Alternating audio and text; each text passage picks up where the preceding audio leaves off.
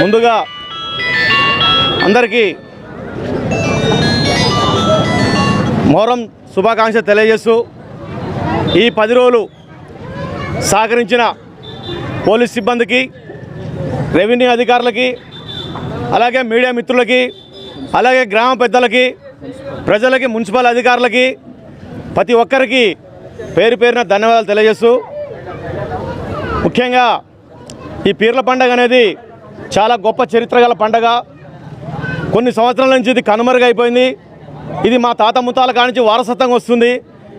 ఇది వారసత్వంగా వచ్చే పండుగని కనుమరుగు కాకుండా ముందుకు తీసుకోవాలనే ఆలోచనతోనే ఇంత గొప్పగా, దీనికి ఎలాంటి వనరు లేకుండా, దీనికి ఎలాంటి ఆదాయం లేకుండా సొంత ఖర్చులతోనే మేము ఈ కుటుంబం దీన్ని ముందుకు తీసుకుపోయి పండుగని ఇంకా గొప్ప చేయాలనే ఆలోచన తప్ప, ఇది ప్రజలది, అందరూ ఊరు గ్రామానికి సంబంధించింది, అన్ని కులాలు.